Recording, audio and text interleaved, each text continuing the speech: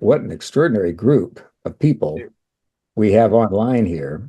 And I hope you all, in the course of our next 11 monthly Zoom meetings, have a chance to meet each other and to network. That is what this is all about. So let me formally welcome you. This is the first Leadership Circle meeting since Earthx 2025. This will serve as a wrap up and debrief and a look ahead, plan ahead opportunity for us. We are here to serve you. You are here to serve each other. And so we want to know how we can serve best. Many of you online here, I see, participated in EarthX this year in Dallas. Thank you for making the trek. Many of you did not. This is an opportunity for those who did to hear and reawaken your experiences, to hear what you experienced, got from it, need from it, and for those who weren't there to catch you up and bring you up to speed on what we're doing, what we did, and what we plan to do now. So let's start with the fundamentals. What is the Leadership Circle? Most of you have been to the Leadership Circle meetings. A few of you are new. So for those of you who are new, and for those who have been here, we're evolving this a bit. And I think enhancing the Leadership Circle process and experience. So I'll spend a couple of minutes on that. Leadership Circle is close working partner with Trammell Crow and EarthX and the EarthX team. We share essentially the same environmental objectives and methods. The Leadership Circle is a community of peers with 10 different kinds of power. We strive to have people who are leaders in these 10 areas of power that you see in the slide here. We look to have donors, to have NGO leaders, to have consumers, retail and consumer brand executives, supply chain executives, oil and gas and energy, political folks, media influencers, and investors and donors. All of these are interactive communities that, when connected, are more than the sum of our parts. So, distinguishing us from other conferences and in terms of EarthX and other executive networks, we're not focused in on one group or one kind of power. We are a system and a community with these different kinds of power. And that's why we strive to have all 10 of these represented around every table that we convene. We're here to ensure that EarthX has the impacts that we intend to have. We are the follow-through to make sure that what we plan at EarthX and what we plan outside of EarthX as Leadership Circle members actually happens. We are pro-activists. And the idea of pro-activism is something that we will be diving into in the course of this next year. What are pro-activists compared with the traditional activists that follow the methods of who's the classic activist? Saul Alinsky.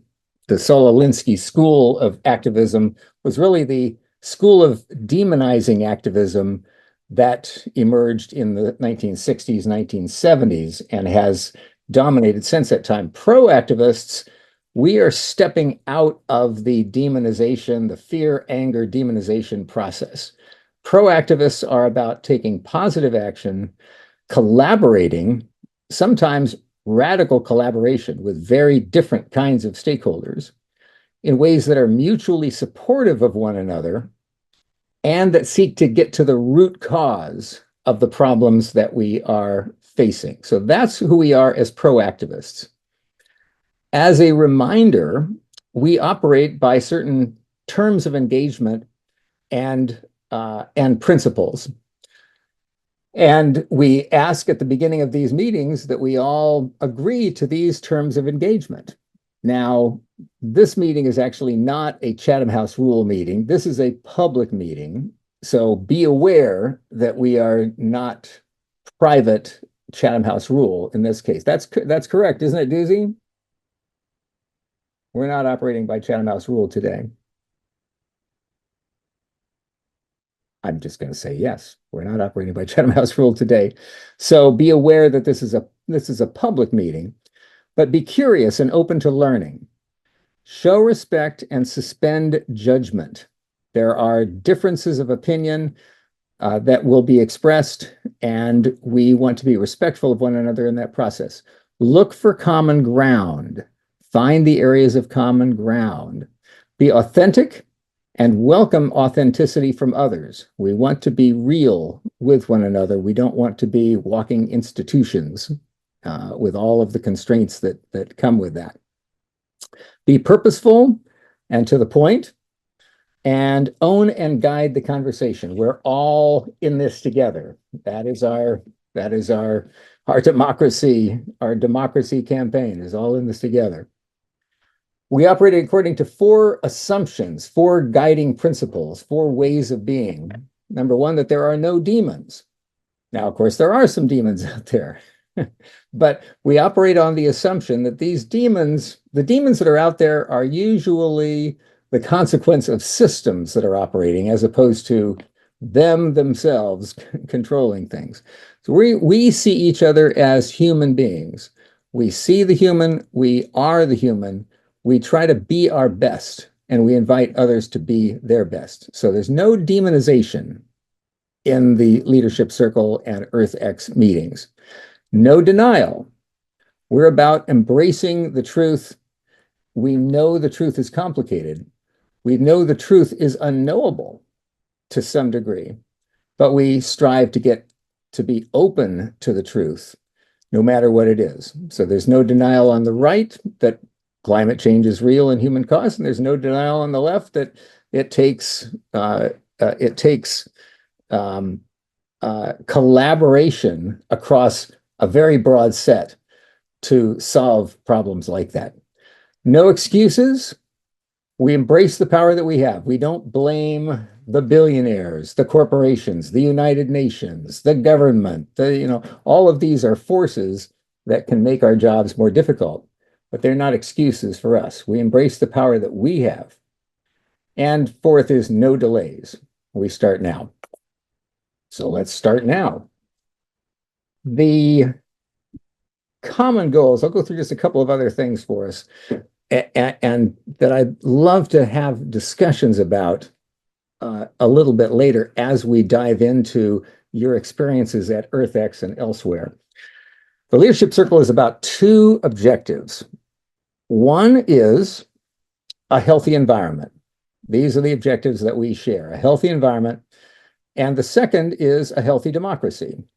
Now, not everyone is here for both of those reasons, and the Leadership Circle meetings are primarily going to be about a healthy environment. That's the drive for most of the meetings that we'll have. But we also have a parallel campaign for healthy democracy, an engaged democracy, where people are actually involved in citizen-led problem solving. And in order to advance these, we each bring to these meetings our own needs and our own resources. One of the reasons, really the primary reason, that we have 10 different kinds of power in the room is because we all need certain kinds of power that we don't have.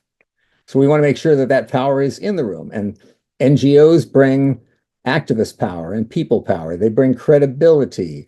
They bring validity. They bring media and so on. High net worth individuals bring money, but they also bring connections and contacts and political influence and corporate influence. Retail and consumer brands bring the ability to drive change through global supply chains and to drive political and policy change.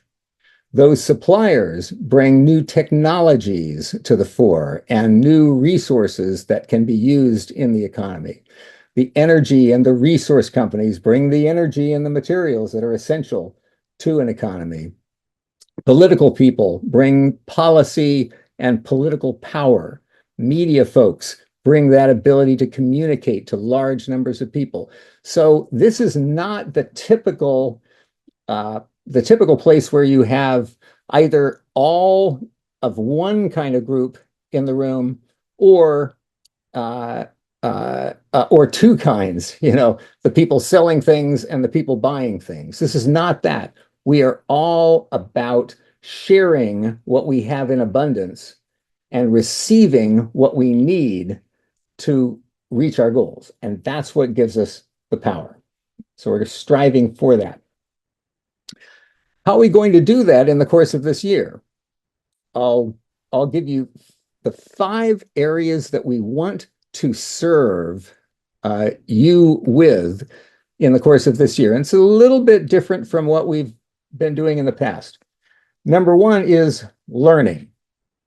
Every one of the 11 monthly leadership circle calls that we will be having will have a core theme and experts speaking to that theme so that we can learn and be on the leading edge and around the curve, if you will, for top topics that are emerging in the areas of the environment, circular economy, clean energy choices, and so on.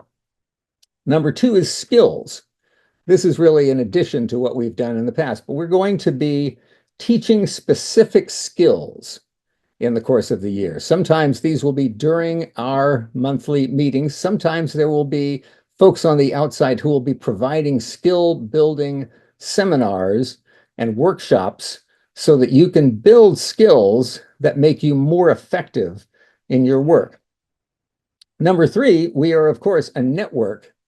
We're a network of mutual supporters.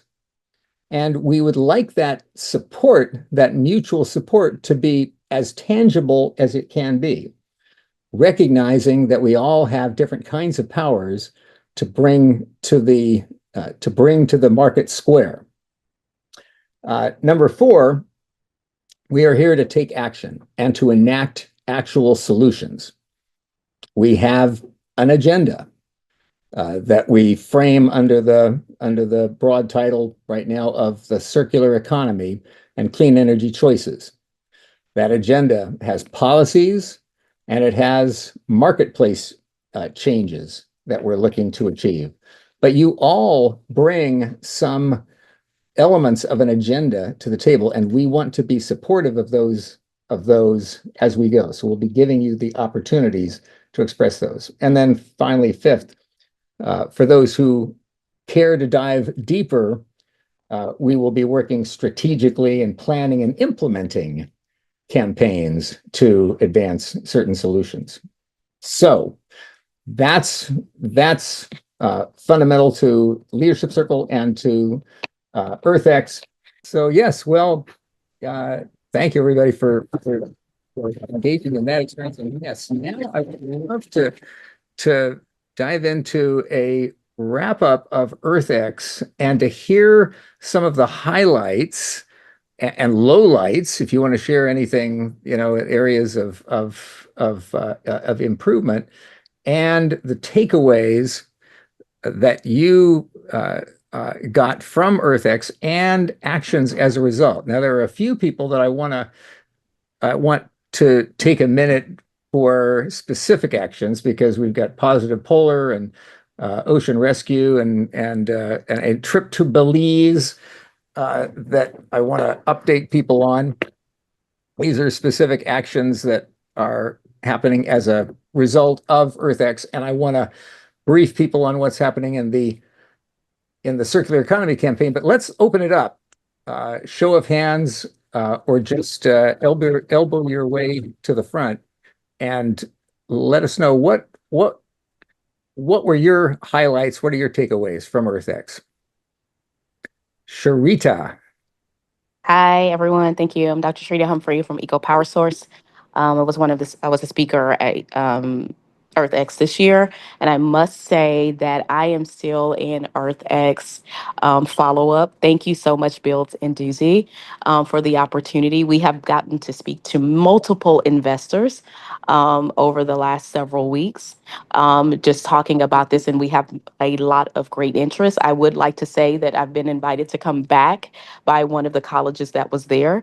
They'd like to kind of just support this because our project has a workforce development portion of it. So thank you so much for that, Bill. And I was offered another paid speaking opportunity from this to talk about more of our project. And I see one of my favorite people from EarthX that I got to meet, Jason Seedall, is here.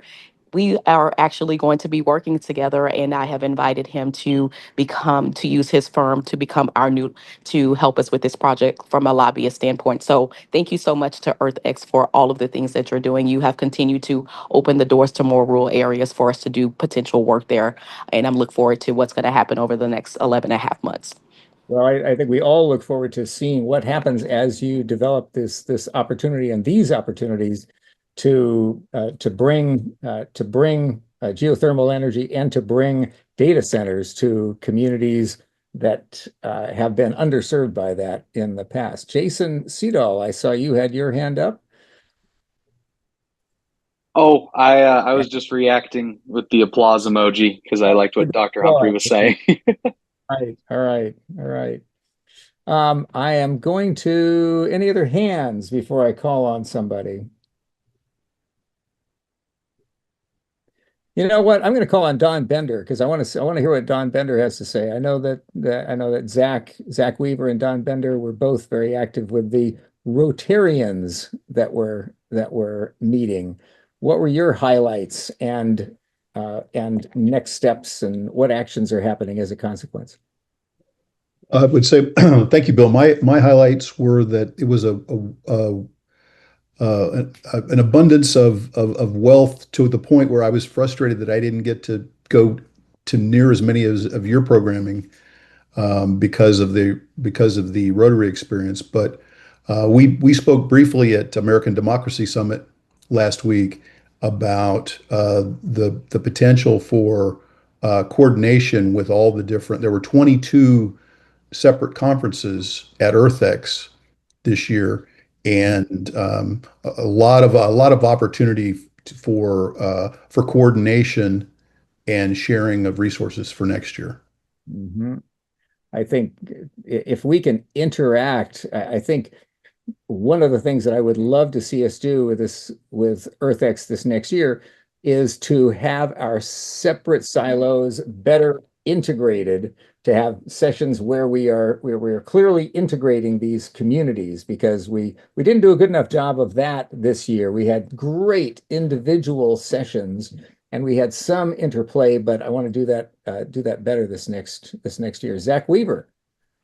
Well, building on what Don was saying, I'm just so grateful to Steve for including me in the Rotary Experience and the Sea to Sky Solutions Conference. And I really, the highlight for me was seeing the young women in high school who were there at EarthX, and just there was so much mutual appreciation between the young women and the people who had been in the movement for years. And seeing them all come together and appreciate each other gave me appreciation for EarthX and for the whole in a new way. So thank you. Every young person is $3 million walking around from the standpoint of the consumer products industry. And I think young people don't recognize that they're looked at as they're an entire lifetime of spending and choices, and they have tremendous leverage. So I think it's just so great that we bring in young people and help them understand that all the power that they have right now. Andy Weinstein. Yeah, I really enjoyed it. It was one of the things that kind of stood out was the energy, as people seem to be excited about the future versus a lot of these other climate events that I've been to recently it's a lot of sadness, let's say. And I think one of the big improvements that could happen is com communicating what activities are happening across the different platforms. like I didn't know when I was missing something. And so I'd be like looking in one group and they're like, "Oh, are you going to this thing?" And I was like, "Oh, I didn't even know about that." And then it was kind of hard to figure out where each kind of let's say activity started and the next one began. Um, and I and the other thing that I think would be really good is almost like more time to socialize. If there was like coordinated happy hours with like introductions or something like that, even if we can just whittle it down, um, it, a lot of us are pretty social, but to get everybody involved and make everybody feel comfortable meeting people. I know Jason Seidel was like introducing himself to everybody. He was a social go-getter. Um, and I kind of followed his lead after he kind of broke the ice. But I think it's hard and unnatural for a lot of us to kind of do it without kind of a structured environment for networking. So more of a structured network for having conversations and to networking. This Yeah. is great, great. Captain Hugo, you have a very important project that I think we took some steps forward, but I would love to hear. Yeah, thank you. Thank you very much, Bill and Lucy, for this opportunity. Yes, yeah, just wanted to highlight, just like Andy, the vibe. We have gone with Jen to several climate conferences, and yeah, that's exactly what is happening here in Earthx, or what did happen, that you feel this hope in the future, this even some sort of happiness, and that's exactly what we want to do in our company, in our cruise ships. So we are going to work on having a solution, but with hope and energy and happiness. So just want to highlight that was so good, so different from other conferences. So I like it a lot, and so glad to be part of this team. I really think that is very different from other ones, and I'm very happy to be there, to be here, and also some investors coming. So hope to see more. So thank you. Yeah.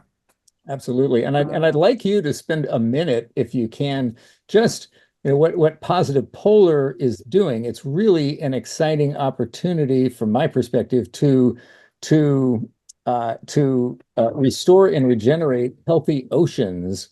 And can you give us just a brief on what Positive Polar is about and what you can be accomplishing in the next 2 years with help from the people around the table here?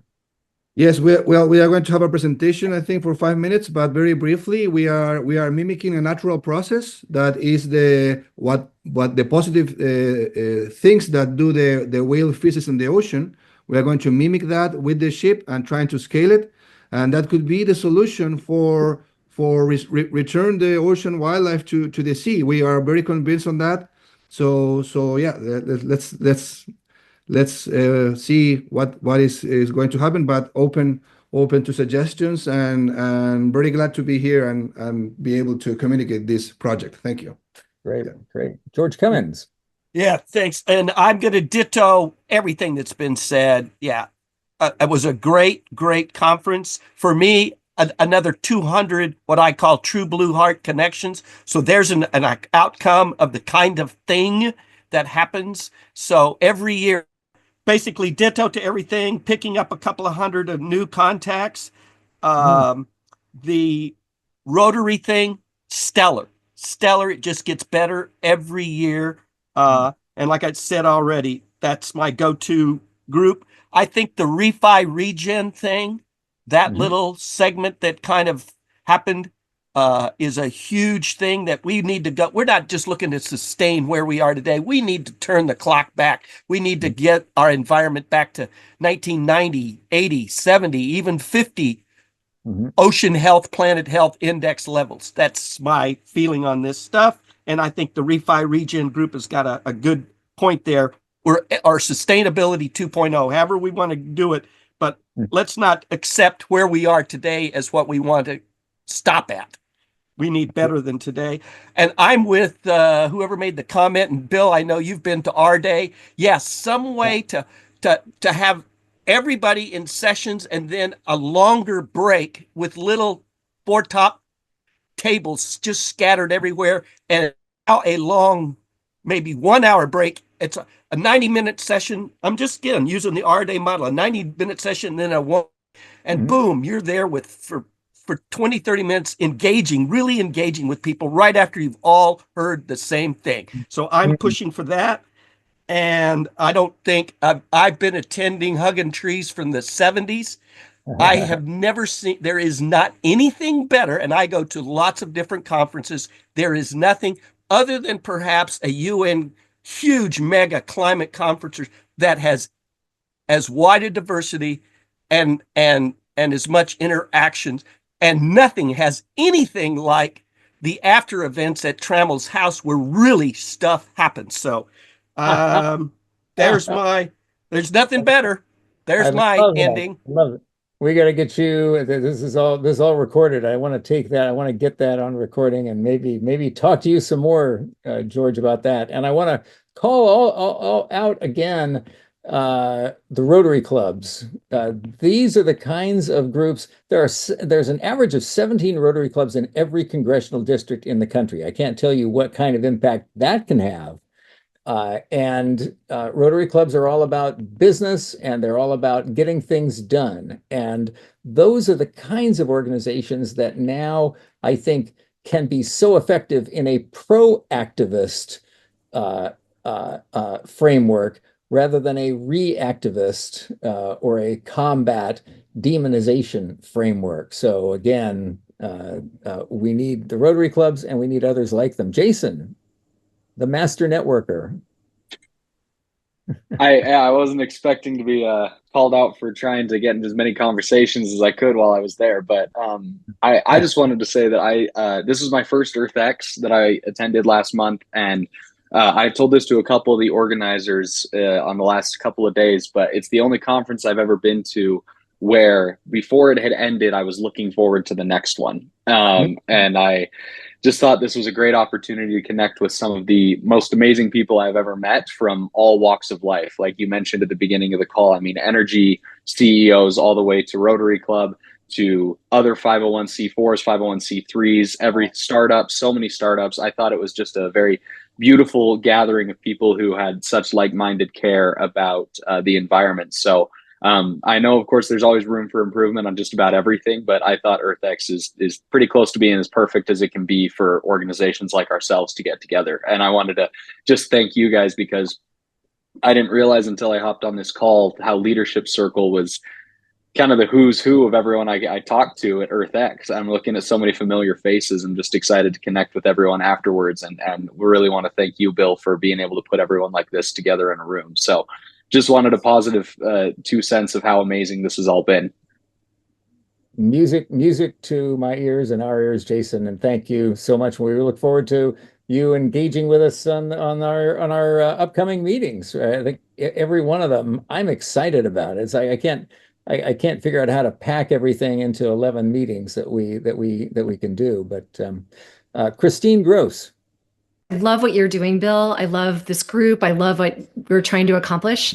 But I feel like we need to have some sort of measurable impact. And one of the key issues, I think, with SDGs and things like that is that there's a lot of data out there, but there's no digital dashboard where we can measure progress and show how we're having an impact.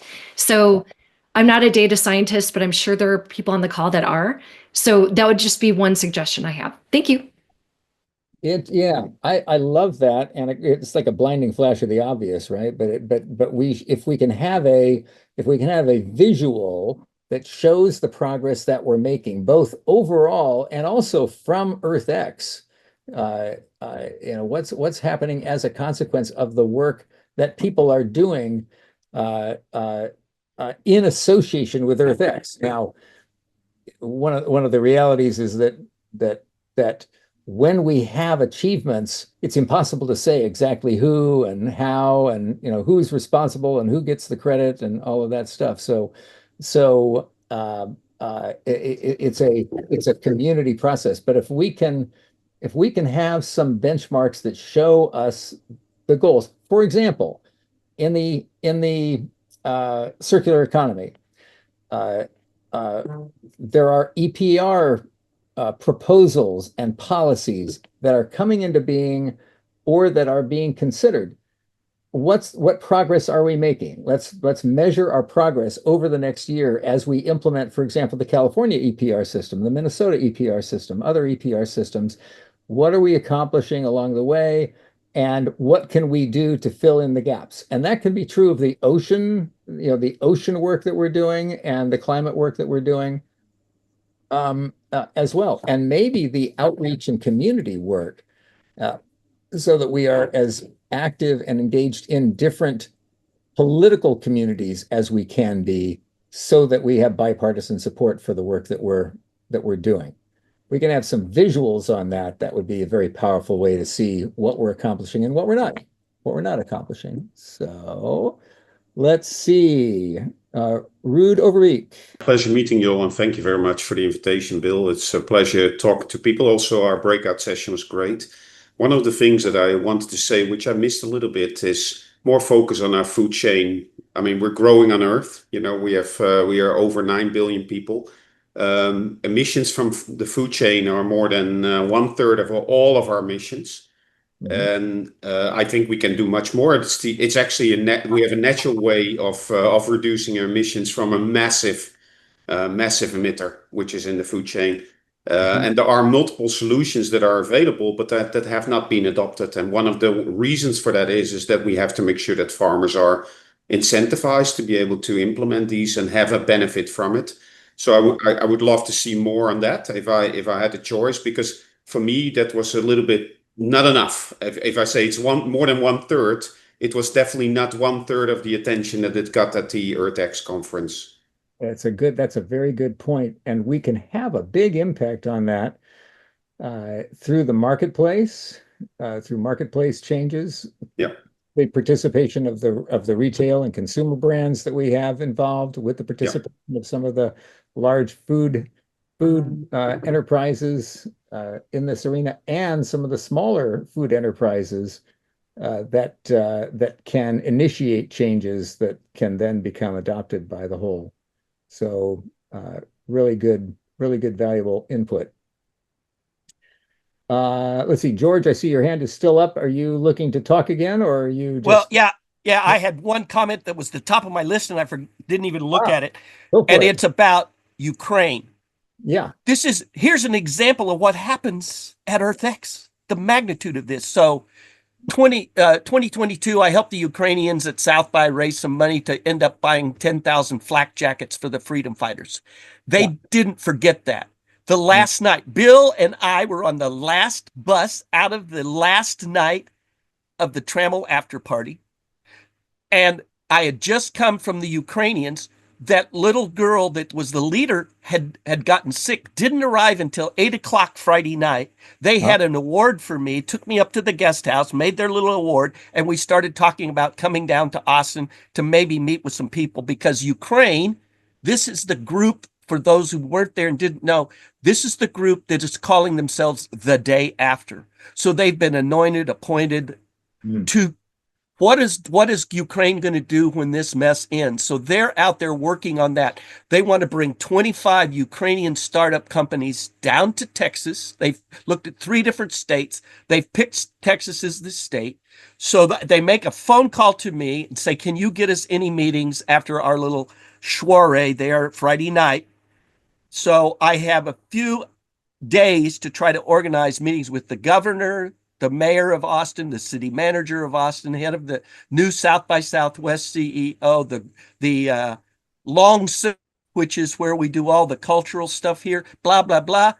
So bringing that, these are the people that we didn't lose American blood because of these people. There is nothing we can do to truly repay them for what these brave Ukrainians have done, but we can try. We can try. And one of those things is welcoming their business. If they've picked Texas, let's open our doors wide open, do everything we can to get these 25 companies in Austin, get them funded, get some jobs here, some jobs there, and get some economy happening for this country to build back after this freaking disaster. So that happened just because of in essence, South by and EarthX, and being good global citizens.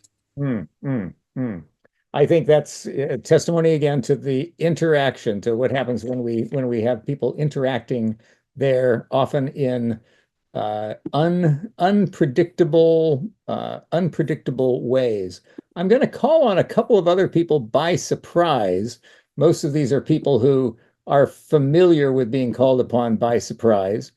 But be ready. And then I want to dive a little bit into the area of the circular economy and talk about that. And before we uh, uh, go to have some discussions about some specific projects that are going to have high impact.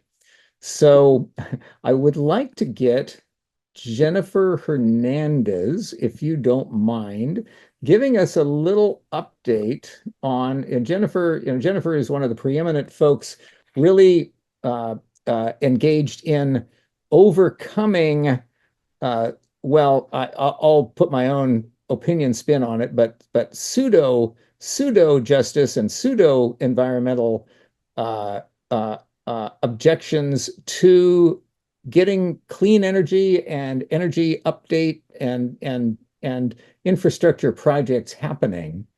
And Jennifer, do you want to give us a little A, your perspective on EarthX, and B, anything that's happening recently in the area of getting the new infrastructure built in the era of Trump? Sure. So on EarthX, it was again an inspiring and diverse audience. I did sense a fairly substantial, I'll call it vibe shift. There was even less, not to insult anyone, but sort of less doomerism or catastrophism than the last couple I'd been to. And it's not an event that has a high value for the folks who have that particular level of pessimism, but it was more present in prior versions than in this most recent version. I think there is also a sense of great hope and openness to technology and a welcoming of now widespread kind of bipartisan criticism of, I call it excessive proceduralism.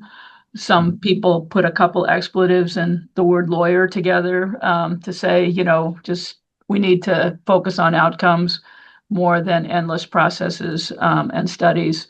One of my friends who runs the Met, which is the largest water purveyor in California, says that his agency has spent $500 million on studies around the Bay Delta, which is one of California's most significant water supply sources. $500 million and not a drop of water. And the money was just chewed through for, for solid reasons by people who charge by the hour, lawyers, consultants, but really with no environmental benefit. So that was very encouraging. I do continue to be concerned, and I just heard from another state senator, I won't name, in California, who said California's almost there. We're almost all renewable. Only 40 days a year do we need anything other than our renewable and battery supply. And I'm like, on what planet are you? It's every night we need fossil fuels, every hot day for sure, but every night. And it's a stable, source, a base load source that is absolutely critical for things like reshoring or data centers or any of the higher uses. So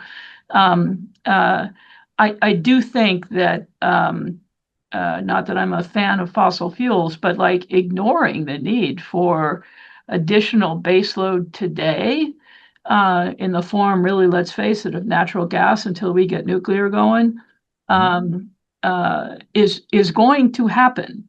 And so how does that happen in a way that is the best way? I think is an underappreciated and urgent need. And to me, it's one of the biggest partisan splits, because if we get all into one or all into the other, in a world where we need all of the above, then it's Yeah. a lose-lose.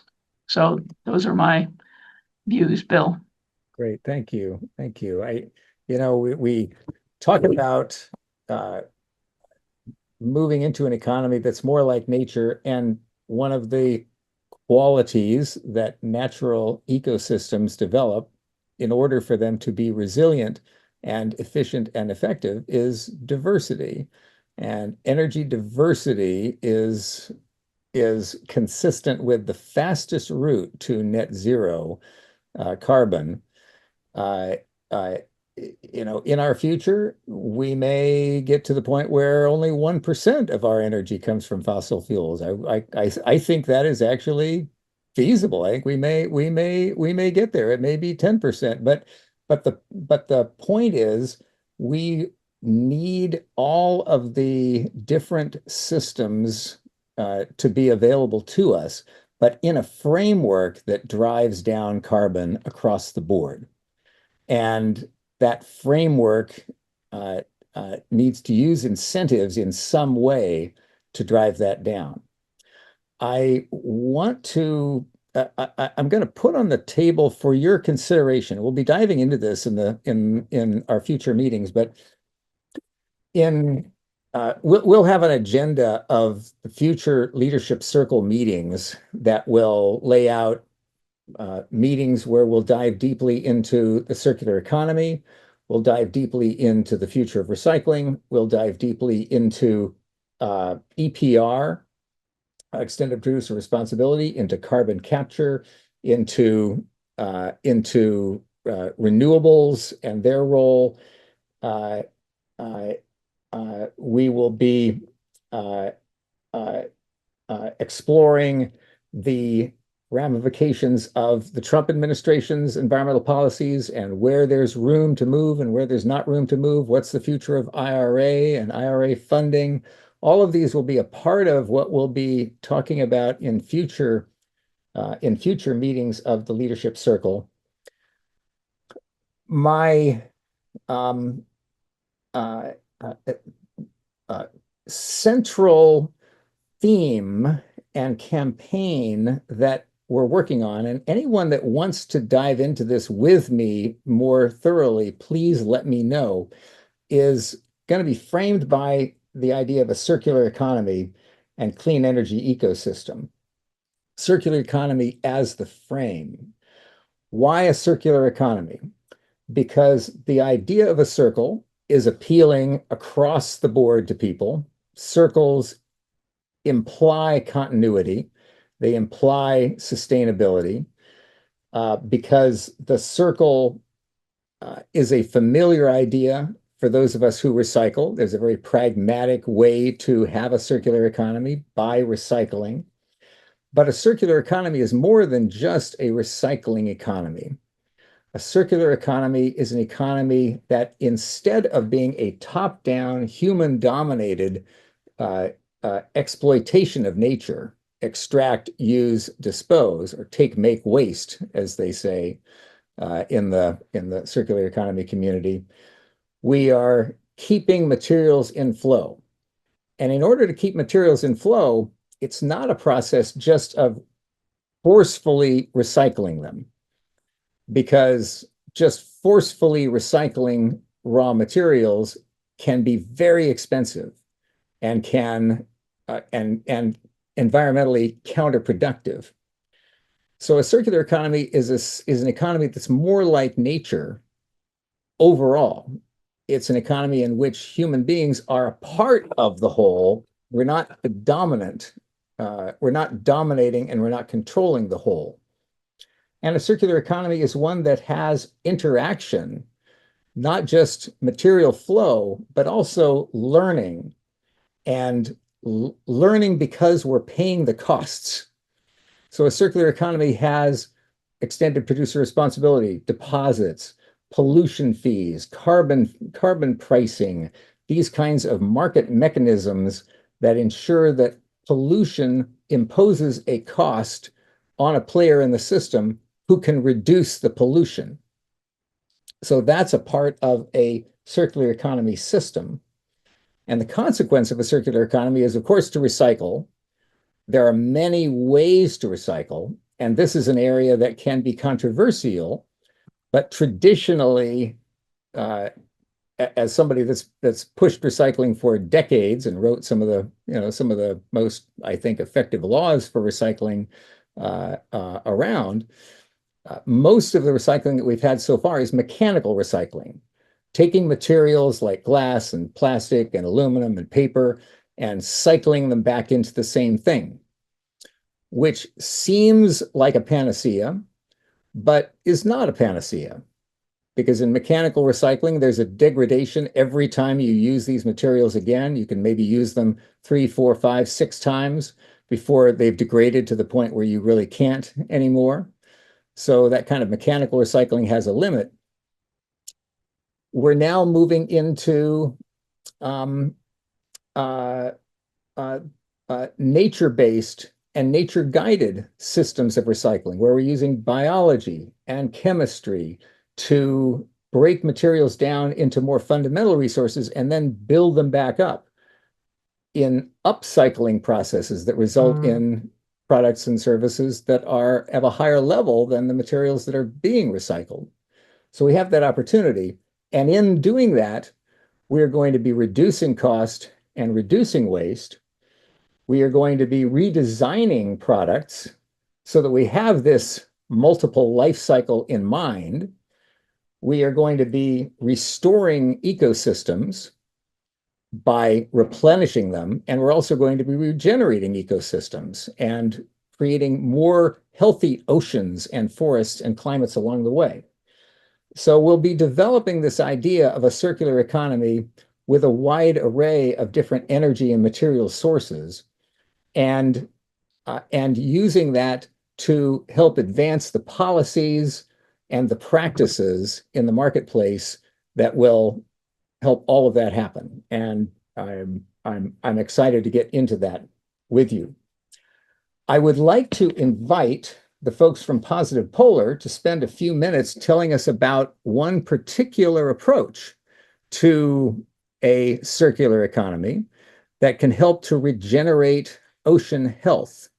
And so may I invite Captain Hugo and your colleagues to give us a little 3 to 5 minute briefing on what you're doing and how we can help. Thank you so much for the opportunity. And yes, we'll be as concise as possible, really quick here. Just a flavor, and I hope anyone who's interested in learning more, please don't hesitate to reach out. But I'm Dr. Jen Bonilla, and I'm here with Captain Hugo Henriksen. And together, we're the founders of Positive Polar.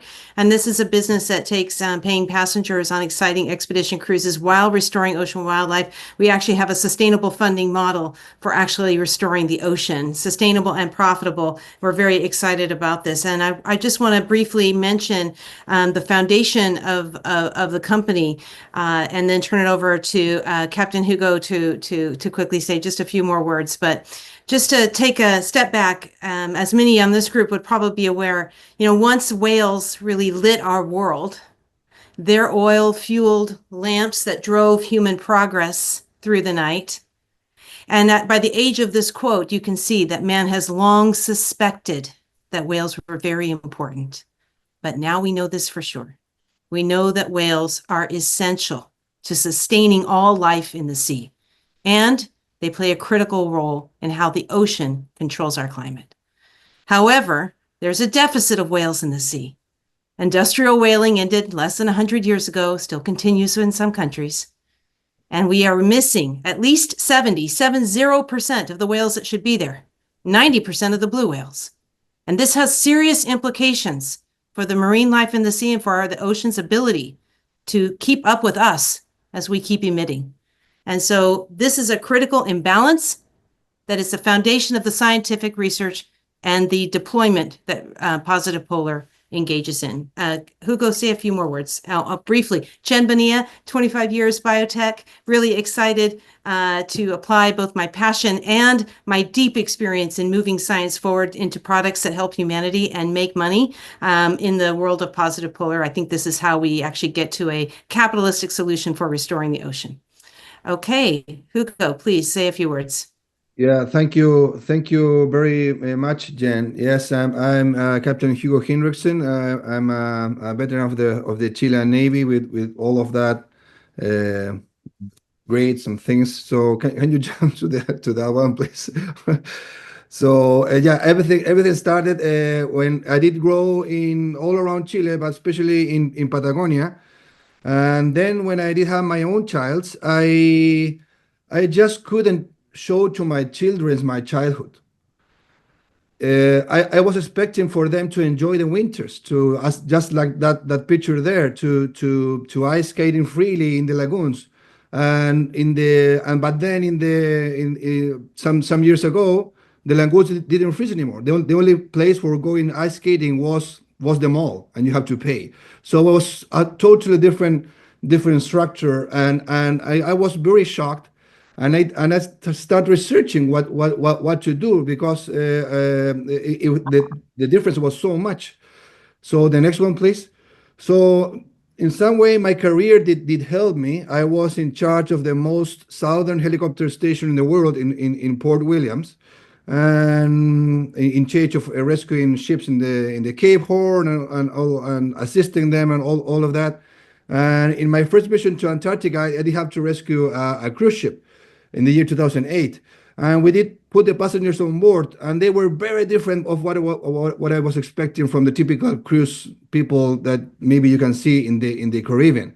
Then I was in charge of the Chilean Navy icebreaker, working with scientists from all over the world, and I saw how eager of budget they were, always asking me to fly more resources, more time. We didn't have more time or resources. So, and they were doing a very important work about this, about ocean restoration, about ocean science. So an idea start working into my mind, and I started working as a commercial helicopter pilot to check that, and that's where I met Jen, and I saw that, and I share with these passengers, and I could see that they were very wealthy, educated, and eager to do something positive about nature, about the science. So I said to myself, why don't we solve the problem of lack of funds and popularity for this ocean science, bring it together, this scientists in the same ship with the guest, because finally they will able to see, enjoy, and finance this work. So you will have a much more broader of financing to this very important science, because of a natural fact, you love and support what you experience.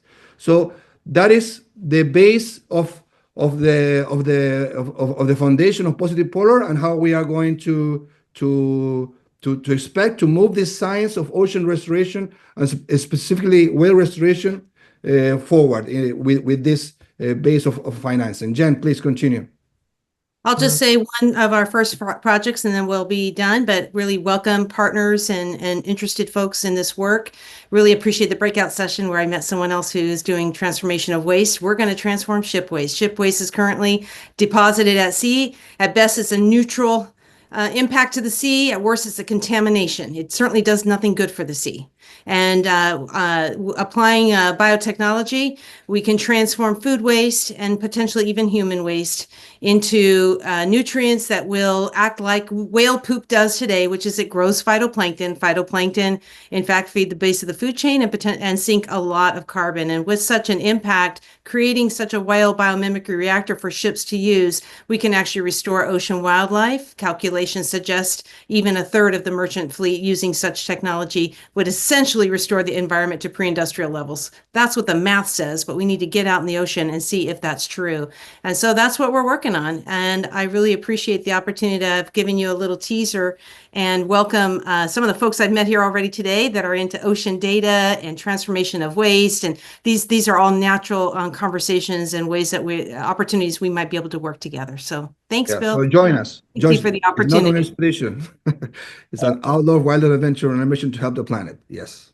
I call attention to that tremendous potential of that. We look at systems like agriculture, and we know that industrial agriculture is probably the biggest contributor to global warming, imposes the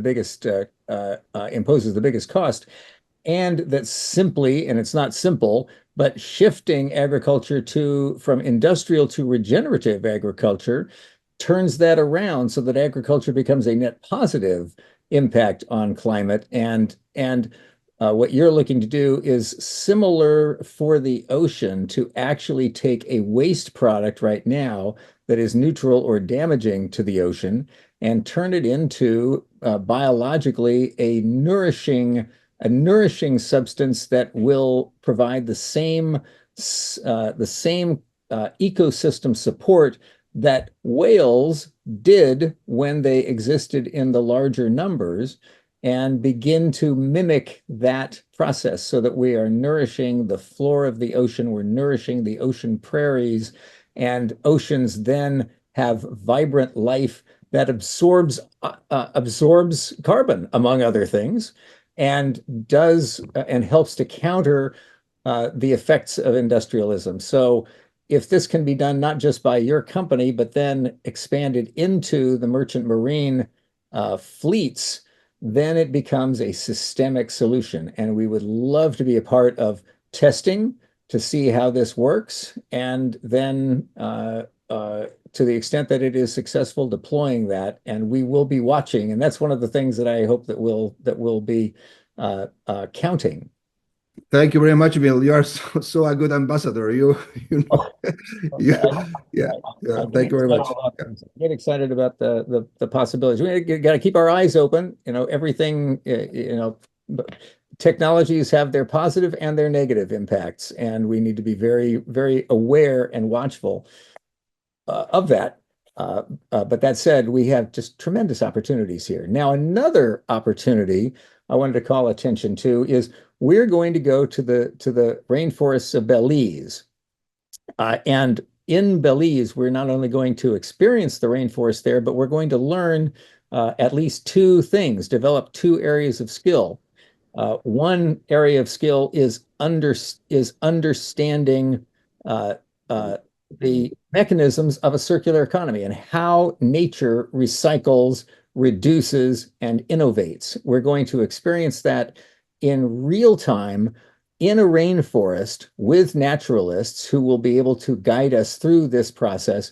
And the second thing that we will learn is I'm going to get my butt in gear and actually teach skills in systems thinking and applying systems thinking to problem solving. So, but really, we're going to be doing this as a part of a trip to the rainforest, which I invite any and all of you to join us on. And Julia Tyndall, would you like to tell us a bit about when, where, and so on? Absolutely. Hello, everybody. My name's Julia Tyndall, and I lead Eco Tours. And Bill and I, we did a trip before to the Costa Rican rainforest, and it was so impactful. So we thought it time to go back to nature and immerse ourselves in what we're actually trying to save here. So we chose Belize because, for one thing, it's one of the closest rainforests to the USA, so relatively easy to get to for most of us.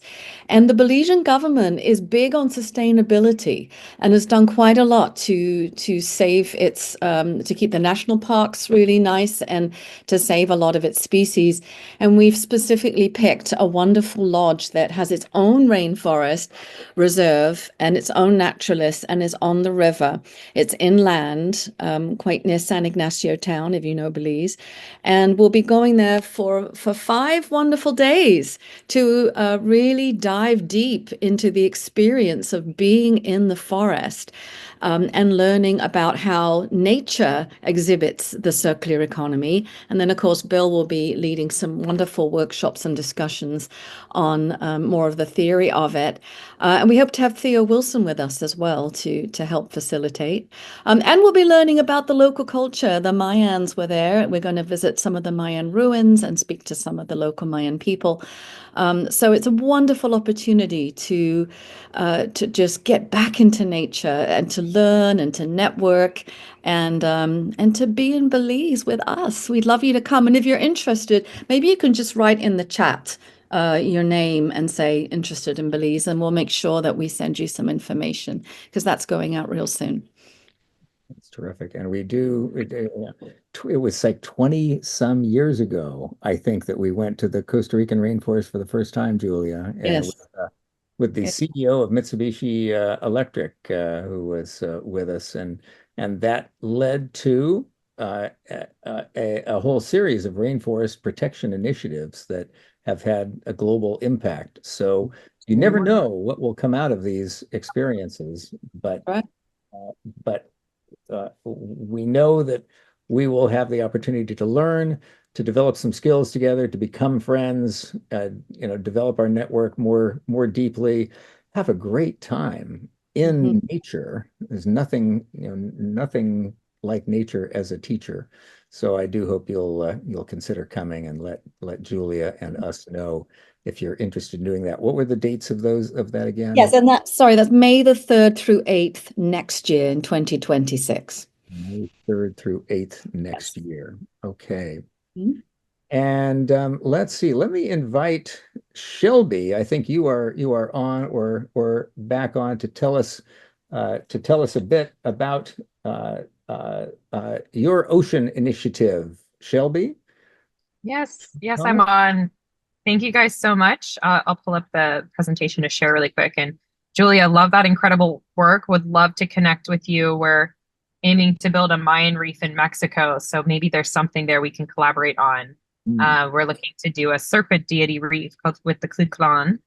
And very, very excited. So please do, let's connect. I'm going to share my screen here.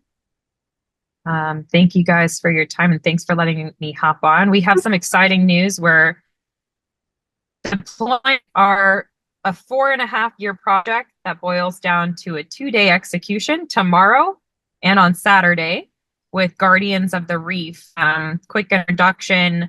My name's Shelby Thomas with Ocean Rescue Alliance International. We're a marine conservation and restoration project nonprofit that focus on projects that help protect coastlines, create habitat, aid in scaling marine restoration, but also connecting communities together through art.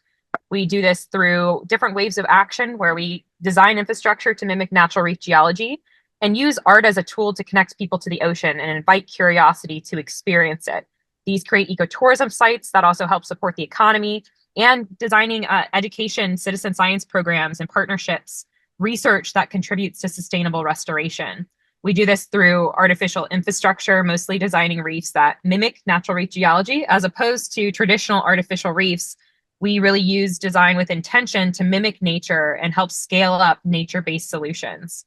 This is an example of those reefs 1 week versus 9 months. So you can see they look a lot more natural. We also incorporate restoration technologies, like all those little circles are our coral locks. You can screw in a coral fragment just like a light bulb, making it where it's easy and accessible to get even a 10-year-old involved with restoration. And so we really are looking at how can we industrialize scaling restoration that's needed for marine resources. In addition to habitat, we also design structures for breakwaters for coastal protection, reducing 75% of wave energy. So instead of doing beach nourishment, we could be building infrastructure that also not only protects coastlines and coastal assets, but also creates habitat that supports fisheries and scales marine restoration. We also focus on biodiverse. Go ahead. Sorry. No, go for it. Okay. Yeah, I'll roll through so if people don't have much time. We also focus on attachment mechanisms for scaling industrially coral, oyster, and mangrove restoration. We want to get thousands out and be able to create more accessibility to getting engaged. Our last part is really the fun part, ecotourism and art. We use art again as that tool to connect people so we can 3D scan any image, person, or logo and turn them into an artificial reef.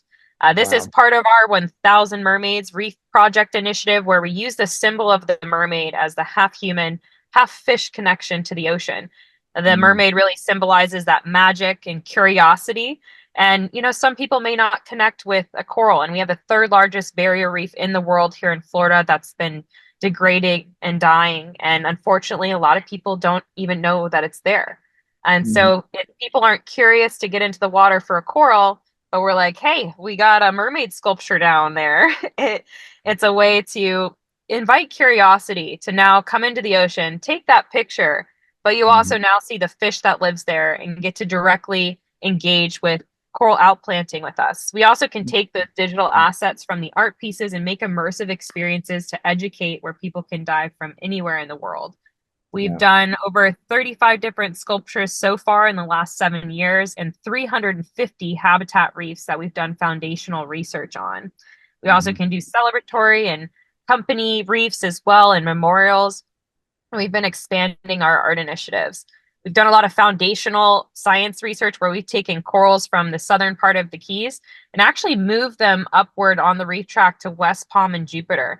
This is critical where we can use artificial reefs as a tool to be adaptive in this current climate and move corals to areas where they can better survive temperature and being away from disease. We've seen extreme success and we're looking to scale up infrastructure up the coast and plant millions of corals eventually as we move forward. We're getting ready tomorrow to do something very similar to what you see here, where we're taking out a shallow draft barge with 50 structures that will be submersing as our first snorkel reef off of the city of Hollywood Beach. These reefs that you see here were deployed in West Palm Beach and also Hollywood. This is our underwater selfie tail, so you can come and take a picture. And one thing to note with our art is we still make sure that there's habitat. So we do a majority, for every art piece, we put out about 8 to 10 habitat reefs that look similar to the one I showed earlier to really help use this as a funding bridge and connection to the ocean. I had mentioned that Mayan Reef, this is the reef project we're hoping to fund in Mexico, working with the Mayan elders to do the serpent deity that functioning a breakwater to protect the hotels and coastline and community, but also as a coral nursery where tourists and people can engage in direct restoration and being able to tie to the deeper cultural narrative. We can actually tell stories about history and culture of project areas where we're at that deeply connects community. And now people can experience history in the ocean and it creates that connection back to that immediate area. So we really want to do a variety of different art structures in new project locations that can story tell people and nature and community and wanting to bridge back this connection. Great. We've been the project we're moving. We're essentially out of time, but go ahead and wrap. I know that people are leaving, and I do want to tell them about the next meetings, but go for it. Oh, sorry about that. I'll wrap it up. Just wanted to announce we're deploying this reef. It's taken 4.5 years. We're actually at a critical point for some support to close a barge differential for shifting to a vessel to deploy this. So we're actively trying to fundraise to close this gap. If anyone knows anyone wanting to support or come out for this reef deployment, please reach out. I can give my information. This is all a part of Guardians of the Reef to become an increased environmental stewardship. So I will I'll skip forward to the contact information here and appreciate you guys giving me the space to share this project. Absolutely. It's really beautiful, lovely, artistic. I think bringing beauty to this and bringing human beauty into this, I think, is part of reminding people that we're a part of nature, that we're not just separate from nature, and that we can be a positive part of that. And as we begin to discover the effects of trawling and of deep ocean mining, the destructive potential, the destructive action, the destructive impacts that those are having invisible to us, it's more and more important that we begin to be able to see to the bottom of the ocean and to see what's down there. And maybe even, I would love to see some of these art establishments established in places that might otherwise be trawled or mined into oblivion, so that there's even more human connection to that. If we're destroying human contributed art and ecosystems in the process of trawling or mining, I think people will maybe wake up to the challenges, and we can hold that to a higher standard. We're going to move into overtime. I want to thank everybody for a rich discussion, and obviously much more to talk about than there is time to talk. We are going to have overtime for those of you who want to continue. Our next meeting of the Leadership Circle is June 25th. And between now and then, we will get you an agenda of what we expect the monthly topics to be. But we're going to have some, I think, really compelling topics. And each meeting will have a thing to learn. Some of the meetings will have skills that we will build, and they will all have actions that we can take to share what we have in abundance with each other so that we can empower our individual, our organizational goals, and our collective goals as well. So please do join us on June 25th. And thank you for joining today.